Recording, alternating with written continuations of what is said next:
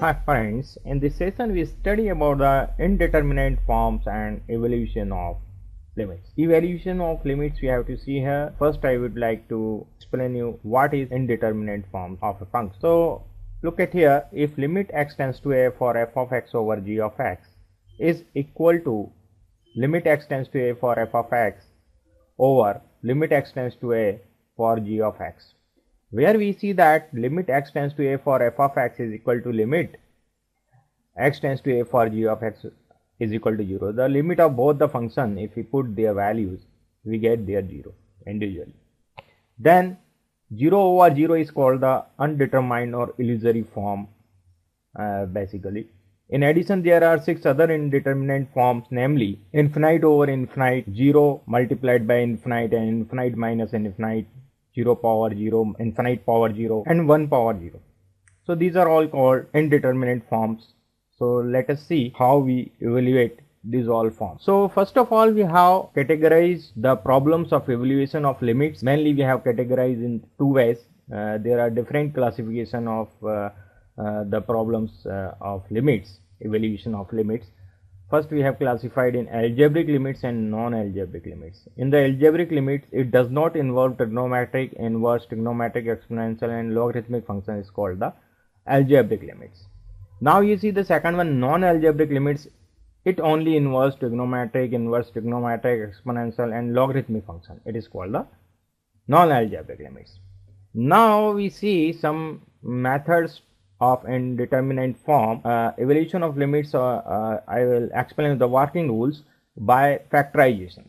So here by factorization method first we have, then by substitution we can do it, by rationalization we can do it, by L'Hospital's rule we could apply here, and finally if we had to find out the limits, or we have to evaluate the limit, then by using expansion formula we could use here.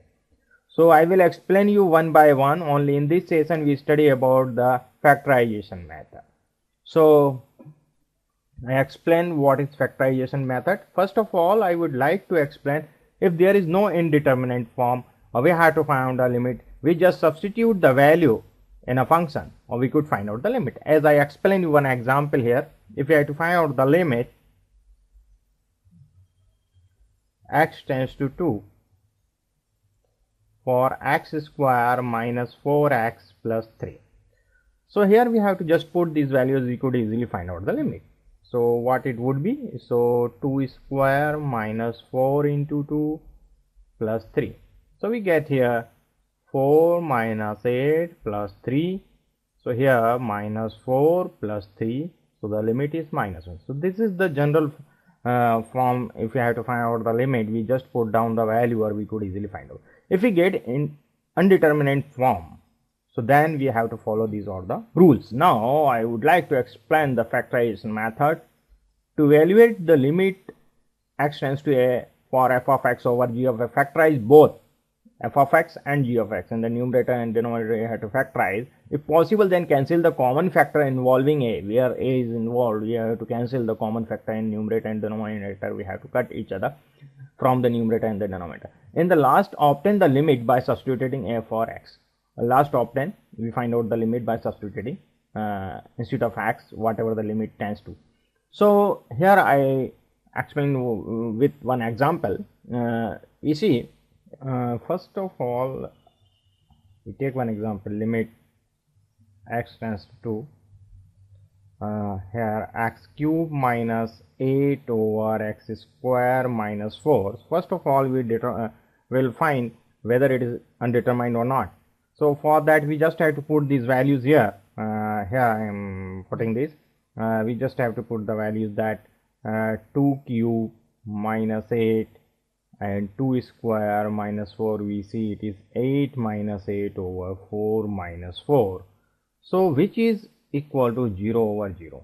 So it is indeterminate form of function.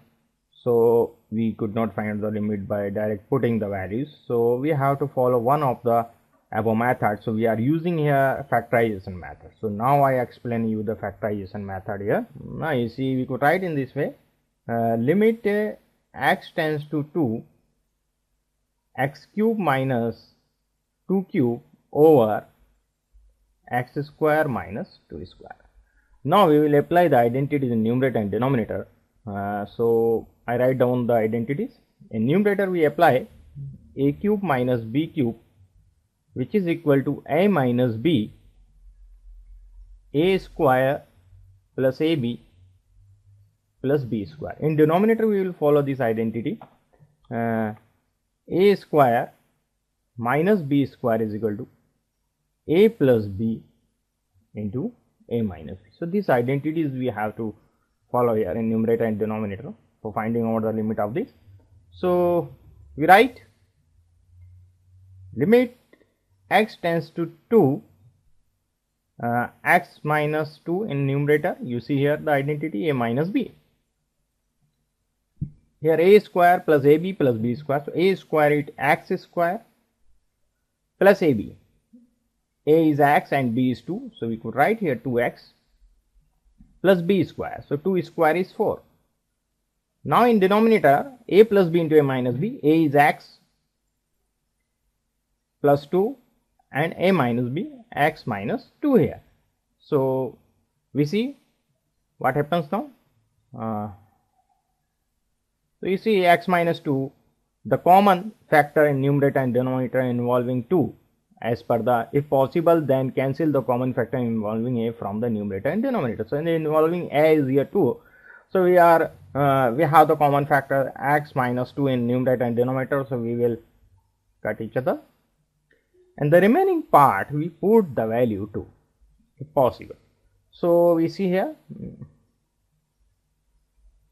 Now we have limit x tends to 2, x square plus 2x plus 4 over x plus 2. This we have. Now we put down the value here, x is equal to 2. So it is 2 square plus 2 into 2 plus 4 over 2 plus 2. So we get here 4 plus 4 plus 4 upon 4. It is 12 upon 4. So now again we cut it. So we get here 3. The limit for this sort of function is 3. Limit is 3. We have got here. So in this way we could find out the limits by factorization method.